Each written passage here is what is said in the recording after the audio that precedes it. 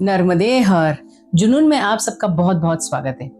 जैसा कि हमने पिछले वीडियो में देखा कि बाबा जी विजय बाबा और उनकी पत्नी दोनों ने मिलकर ये अच्छा सा स्थान बनाया है। वैसे उनको किसी प्रचार की जरूरत नहीं है, वो इतने महान है, उनको किसी भी इंट्रोडक्शन की जरूरत नहीं है। उनकी यही एक कामना है कि हम एक जगह शांत रह के मैया के किनारे पे अपना काम करें। ये जो माता जी हैं, जब ये मुंबई से दोनों अपने मुंबई से निकल के वहां पे 3 साल इन्होंने साधना की। एक छोटे से कुटिया में रहते थे। उनके पास जो सामान था, एक 2-4 कपड़े या कुछ सामान लेके वो निकले और एक 3 साल किसी आश्रम में उन्होंने बिताए। अचानक उन्हें ना बहुत टाइम से ऐसा महसूस हो रहा था कि उन्हें साईं बाबा एक आम के वृक्ष के नीचे बुला रहे हैं। आम के वृक्ष के नीचे साईं बाबा है, साईं बाबा है, साईं बाबा। ये उन्हें उनके बार बार उन्हें वो उनको साधना में उनके ध्यान में उनको दिख रहा था। एक दिन अचानक उनके पास एक आदमी आया, उन्होंने कहा कि आपको कुछ लैंड लेनी है, ये बड़े आश्रम लेनी है, पर हमारे पास इतने पैसे नहीं है कि हम जमीन खरीद सके। वो बोले देख तो लो, आगे का बाद में सोचेंगे। ये सोच के इन्होंने वो आदमी इनको एक लैंड दिखाने ले गया। जैसे ही वो लैंड देखने गए, जो जगह देखने गए, वहां उस जगह पे, पूरी जगह पे एक बहुत सारे वृक्ष थे, जंगल ही था। वो एक वृक्ष था आम का, और उसी जैसे ही वो आम के वृक्ष के नीचे माता जी आई, उन्हें वो समझ में आया कि यही वो जगह है, यही वो स्थान है जहाँ पे उनको साईं बाबा का साक्षात्कार हुआ। तभी उन्होंने डिसाइड कर लिया यही जगह हमें लेनी है। और जब जब वो यहाँ शिफ्ट हुए, उन्होंने पहले तो अपना घर बनाया रहे, फिर उन्होंने परिक्रमा वासियों के लिए अपनी जगह बताई, फिर लोगों की सेवा साधना शुरू की। तो वो जो कुटिया बनाई है, जिसे आपने पिछले वीडियो में देखा होगा, उनका एक खुद का एक साधना रूम है। तो जैसे वो शिफ्ट हुए, घर बनाया, तो वो आम का वृक्ष था, वो टूट गया, वो सूख गया। जब वो सूख गया तो हमारे जैसे लोग सोचते हैं ना कि अरे कैसा कैसा हो गया, बट ये एक फर्क होता है जब आप साधना करते हैं और एक नॉर्मल ह्यूमन बीइंग रहते हैं। उन्होंने कहा जो जिस चीज की उत्पत्ति हुई है उसे नष्ट होना ही है, वो बीज निकला है उसका अंत होना ही है। तो वो झाड़ नहीं रहा तो कोई बड़ी बात नहीं है। ऐसे करके उन्होंने उनकी साधना वही शुरू की। कुछ ही समय के बाद की बात है, वही जगह पे जहाँ आम का वृक्ष सूख गया, वहां पे एक नहीं दो झाड़ आए। तो वो एक झाड़ था चंदन का और दूसरा झाड़ था औदुंबर का। देखो, एक वृक्ष के जगह मैया ने उन्हें 2 वृक्ष दिए। मैं आपसे एक प्रार्थना करते हैं, आप जब भी कभी वहां जाए, उस एरिया में जाए, आप वो साधना के रूम का आनंद लें। वहां की महत्वता क्या है, वहां का इंपॉर्टेंस क्या है कि वो दोनों ने संकल्प लिया है, वो है 33 करोड़ बार साईं का नाम लेना। और अभी मेरे ख्याल से उनका 13-15 करोड़ कुछ हो चुके हैं उनके। तो जब आप इतने बार वो ही रूम में आप साधना करते हैं, तो वो शक्ति इतनी अच्छी है। तो आप जरूर वहां पधारें और एक बार जाके वहां का आनंद लें और वहां की वाइब्रेशन को सच में एब्जॉर्ब करें। तो ये ऐसे हमारे इनका साक्षात्कार लेने के लिए, माँ बाप का साक्षात्कार लेना बच्चा लेता है, इससे बड़ी बात क्या है। तो उनका बेटा है उदित जी, तो उदित जी उनका इंटरव्यू लेंगे। उनसे मैंने वो सवाल पूछे हैं जिनकी हमें सच में जरूरत है। साधना कैसे की जाती है, या साधना के लिए क्या जरूरी है, हमें जीवन के लिए क्या जरूरी है, आध्यात्मिक जीवन क्या होता है, सांसारिक जीवन हमने बहुत जी लिया है। तो आइए चलिए सुनते हैं उनका इंटरव्यू। नर्मदे हर। नर्मदे हर। नर्मदे हर। आपकी आध्यात्मिक जर्नी के बारे में कुछ बताइए। आध्यात्मिक जर्नी नहीं होती, ये मेरी व्यक्तिगत समझ है। हर एक व्यक्ति आध्यात्मिक है ही। 77 से व्यक्तिगत मैं इस खोज में था। 86 से माँ दर्शन साथ में जुड़ी, उसकी भी यही खोज थी। और 86 से हम इसी खोज में रहे। आध्यात्मिक खोज यानी कि भाई हमारा असली स्वरूप क्या है, सत्य क्या है, इसी को मैं आध्यात्मिक खोज मानता हूँ। और ये मेरी व्यक्तिगत समझ है। आप नर्मदा जी से कैसे जुड़े?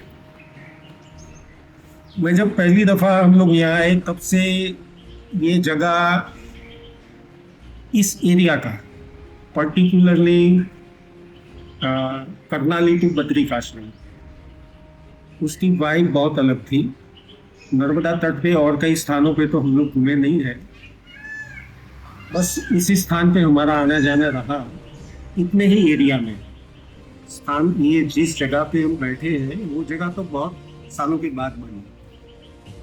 लेकिन 86 से हर साल हम इस एरिया में आते थे और जो भी समझ पड़ती थी वो अपने हिसाब से अपना कर्म किया करते थे आंतरिक जगत में। तो हर साल में हम दोनों का ये रहता था कि साल में 1 महीना, 2 महीना, 3 महीना, जब भी समय मिले तभी यहाँ आके बैठे। मैया के तट पे आके हम लोग रहते थे यहाँ आश्रम में।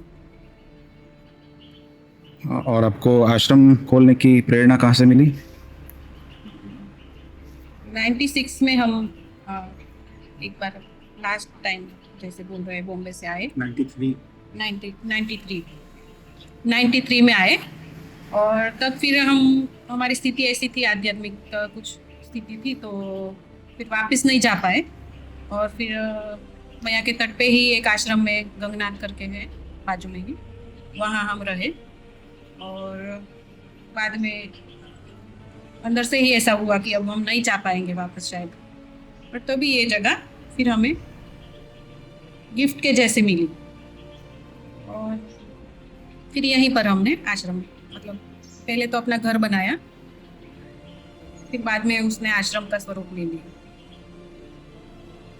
तो बम्बई इतनी फास्ट लाइफ छोड़कर अचानक आश्रम बनाने का निर्णय कैसे लिया? वैसे देखा जाए तो हम लोगों ने कभी कोई निर्णय लिया ही नहीं। अस्तित्व को अवेलेबल रहे, जो भी घटता है उसको घटने दिया। और हम दोनों की लाइफ में मैं ज़रा पीछे मुड़ के देखूं तो ऐसा देखने में आया कि थिंग्स हैपन्स, जस्ट हैपनिंग है, कुछ नहीं। क्या आपको आश्रम खोलने के कारण कोई कठिनाई सामने आई? पता ही नहीं चला, इसको आश्रम बोले, घर बोले, क्या नाम दे, वो पता ही नहीं चला। इतनी स्मूथली चीजें हुई है। धीरे धीरे सब बनता गया और आश्रम का स्वरूप ले लिया। आपकी दिनचर्या क्या है? दिनचर्या सुबह में उठते हैं 3-4 के बीच में, वहाँ से साइलेंट सिटिंग होता है, वो प्योर निजी रहता है। फिर रूटीन लाइफ हमारी दिन में शुरू हो जाती है, थोड़ा बहुत गार्डनिंग का काम, किचन का काम। जब परिक्रमावासी होते हैं तब बिल्कुल अलग दिनचर्या रहती है। सुबह 6 बजे से रात को 7 बजे तक जो भी परिक्रमा आया है, वासी आए, उनकी सेवा वगैरह चलती है बस। और रात को 8-9 के बीच में हमारा दिन समाप्त हो जाता है। बहुत सिंपल सी लाइफ है। आपके अनुसार साधना और सेवा में क्या अंतर है? मेरी समझ में ये है कि अगर सेवा आपके भीतर से आता है कि अगर मैं सेवा कर रहा हूं तो वो सेवा नहीं है। एक शेयरिंग की तरह चीज आनी चाहिए। हमारे भीतर वो चीज आई है एक शेयरिंग की तरह कि सामने दूसरा है ही नहीं, मैं ही हूं। और मैं स्वयं के लिए अगर कुछ कर रहा हूं तो उसको जो शब्द देना चाहे वो दीजिए। निजी आनंद के लिए ये कर रहे हैं, कुछ पाने के लिए या किसी को मतलब देने के लिए ऐसा कुछ नहीं है, पर बस बैठे हैं माँ के तट पे, तो ये अपना एक कर्तव्य है, इस तरह से मजा कर रहे हैं बस। मनुष्य के जीवन में किसी को लूट के खाना वो असहज है, और जो है उसको बांट के खाए तो वही तो मनुष्यता है। वरना मनुष्य और प्राणी में फर्क क्या है? तो बस इतनी सिंपल सी बात है और कोई उसमें बड़ी बात नहीं है। जो हमसे बन पड़ता है वो हम यहाँ परिक्रमावासी को सहाय करते हैं, भोजन, चाय, नाश्ता। अगर कोई यहाँ पे आके अपनी सेवा देना चाहे तो उनको क्या करना होगा? हो सके तो हमें 10-15 दिन पहले बताए, क्योंकि रहने की जगह हमारे पास बहुत सीमित है। उसके बाद में अगर जगह होगी तो हम उसको इन्फॉर्म करेंगे तो वो आ जाएंगे। हम लोग सजेस्ट ये करेंगे कि सेवा तो करो, लेकिन आप अपनी साधना खास करो। साधना से ही आपके पैटर्न्स चेंज होंगे। जब तक आपके पैटर्न्स नहीं चेंज होंगे तब तक आपके वैयक्तिक आंतरिक में कोई परिवर्तन नहीं होगा। तो हम लोगों का आग्रह ये रहता है कि भाई सेवा करने का भाव है, अच्छा है, आप आइए। लेकिन साथ में अगर आप साधना के लिए आएंगे तो वो हमें ज़्यादा पसंद रहेगा। तो आपने अभी बोला कि यहाँ की थोड़ी डिसिप्लिन है, रूल्स है, तो वो क्या होता है और कैसे फॉलो करना होता है? अगर कोई यहाँ पे आता है तो उसको क्या क्या चीज़ें करनी पड़ती है? रूल्स नहीं है, डिसिप्लिन में ऐसा है कि किचन हमारा एक ही है, तो वही किचन में सभी को साथ में मिलके खाना पकाना है और एक साथ में खाना खाना है।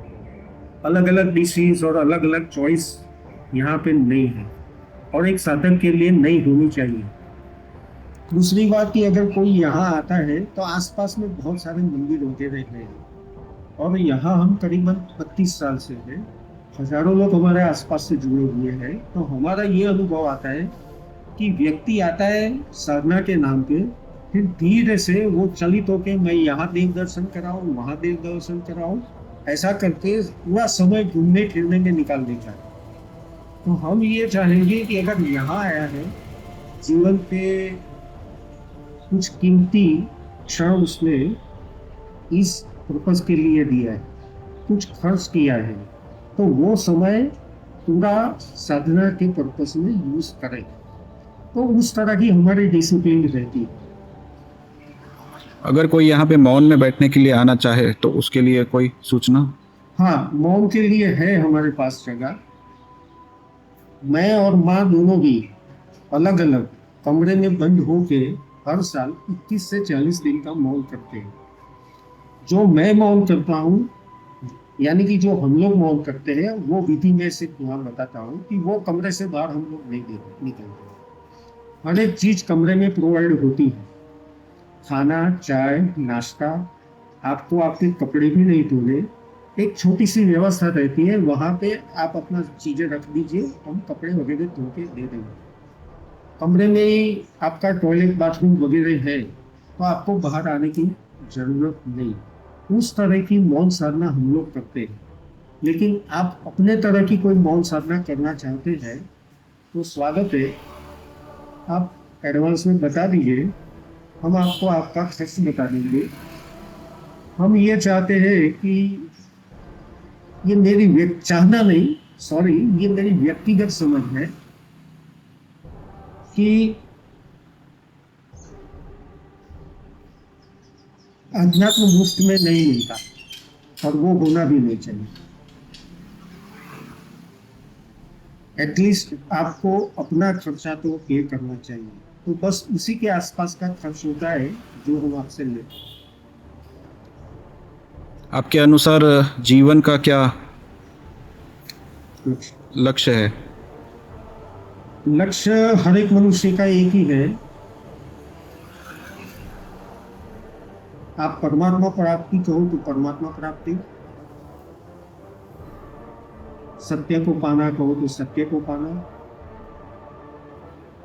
आत्मदर्शन कहो तो आत्मदर्शन। इसके सिवा मनुष्य जीवन का दूसरा कोई गोल कोई मैसेज आप साधकों को देना चाहे तो? नहीं, बस जो भी अपनी खुद की यात्रा करना चाहता है और हमारे साथ जुड़ना चाहता है तो आ सकता है। आश्रम में थोड़ी सी सुविधा है और सेवा भी दे सकता है। नर्मदे नर्मदे हर। नर्मदे हर। तो अभी अभी जो आपने जो वीडियो देखा, तो मुझे पूरी आशा है कि आप देख के बहुत प्रसन्न हो गए होंगे। इतनी साफ सुथरी स्वच्छ जगह में और इतना अच्छे सेवा भाव से करने वाले स्वामी विजय जी और माता जी को मेरा वंदन। एक और बात मैं आपसे कहूँ कि इनसे जब मैं बात कर रही थी तो मुझे इन्होंने बहुत अच्छी बात कहते कहते एक बहुत अच्छी बात कह गई कि आपके समर्पण की गहराई बताती है कि आपको परमात्मा मिलेगा या नहीं। क्या बात कही है, हमारी समर्पण की गहराई बताएगी हमें कि हमें परमात्मा मिलेंगे कि नहीं। और इसी मोड़ पे मैं मतलब धन्य हो गई जो इनसे मुलाकात हो गई।